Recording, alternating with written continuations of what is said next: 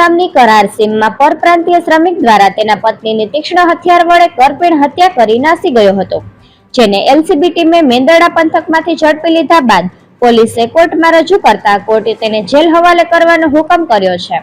જોકે હત્યાના આ બનાવમાં પત્નીના પ્રેમ પ્રકરણ અંગેની શંકા કારણભૂત હોવાનો ચોંકાવનારો ખુલાસો થયો છે।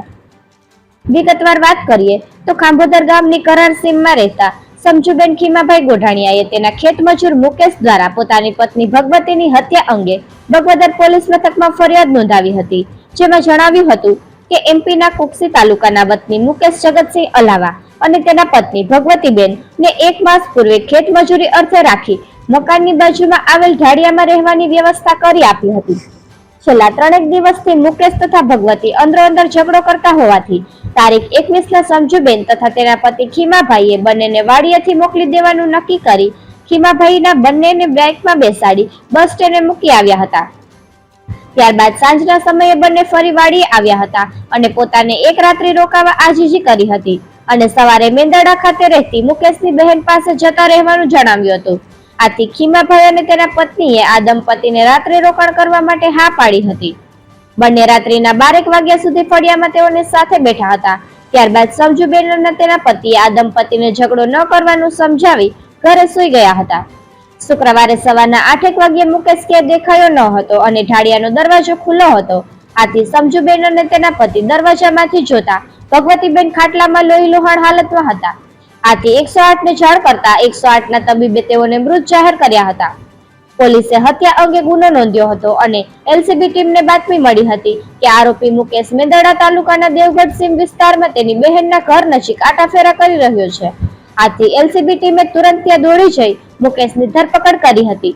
ત્યારબાદ તેને કોર્ટમાં રજૂ કરતા કોર્ટે તેને જેલ હવાલે કરવાનો હુકમ કરતા તેને ખાસ જેલમાં ધકેલી દેવાયો છે। ડીવાયએસપી સુરજીત મહેડુએ જણાવ્યું હતું કે છેલ્લા 10 દિવસથી પતિ પત્ની વચ્ચે ઝઘડા અને અણબનાવ હતો। ખાસ કરીને મુકેશને ભગવતી કોઈ રિક્ષા ચાલક સાથે પ્રેમ સંબંધમાં હોય તેવી શંકા હતી, જેના કારણે બંને વચ્ચે તકરાર અને ઝઘડો થતા હતા। બનાવની રાત્રે પણ બંને વચ્ચે ઝઘડો થતા રાત્રે 2 થી 3 ની વચ્ચે મુકેશે હથોડી વડે ભગવતીને માથા અને કાન પર મારી હત્યા નિપજાવી હતી। બંનેએ 4 વર્ષ પૂર્વે પ્રેમ લગ્ન કર્યા હતા અને ભગવતીના આ બીજા લગ્ન હતા। અગાઉના લગ્નથી તેને સંતાન પણ હતું। મુકેશે હત્યાનું હથિયાર ફેંકી દીધું હોવાથી તે પણ પોલીસે રિકવર કર્યું હતું। નિકુલ પોપટ, પોરબંદર ટાઈમ્સ।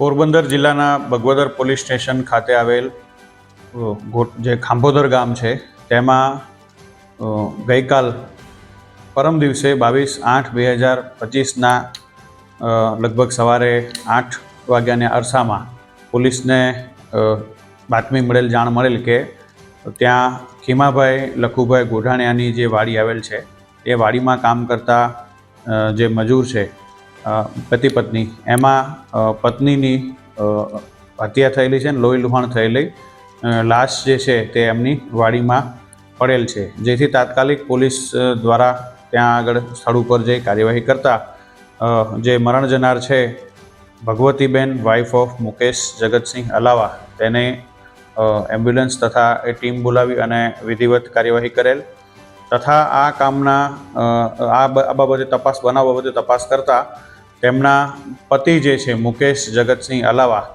એમણે આ જે કૃત્ય છે મૃત્યુ હત્યા નિપજાવવાનું એ કર્યું હોવાનું જાણવા મળેલ તથા એના વગેરે પુરાવા પણ મેળવેલ અને આ જે વ્યક્તિ છે આરોપી મુકેશ જગતસિંહ અલાવા એને શોધખોળની પણ પ્રયત્ન ચાલુ કરેલ, જેથી ગઈકાલે એલસીબી પોરબંદર એલસીબી તથા બગવદર પોલીસ સ્ટેશનના કાર્યવાહીથી સદર જે આરોપી છે મુકેશ જગતસિંહ અલાવા એને મેંદરડા ખાતેથી પકડી પાડેલ અને અત્રે લઈ આવેલ।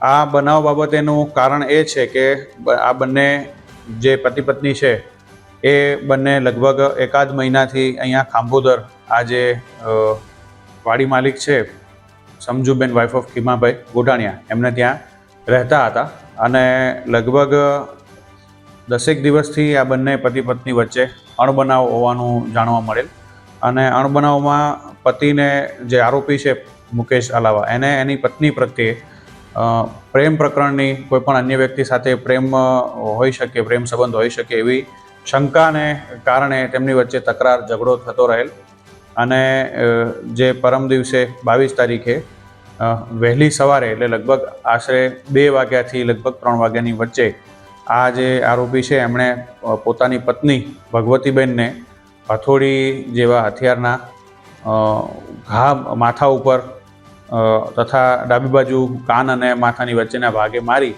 અને એમની હત્યા નિપજાવેલ છે. આ વ્યક્તિનો બંનેને પતિ પત્નીનો ઇતિહાસ એવો છે કે લગભગ 4 વર્ષ પહેલાં તેમણે પ્રેમ સંબંધથી પ્રેમ લગ્ન કરેલા હતા. પત્ની જે છે એનો આ બીજા લગ્ન હતા. અગાઉ પણ એમના લગ્ન થયેલ અને એમાં કોઈ સંતાન પણ હતું એમને.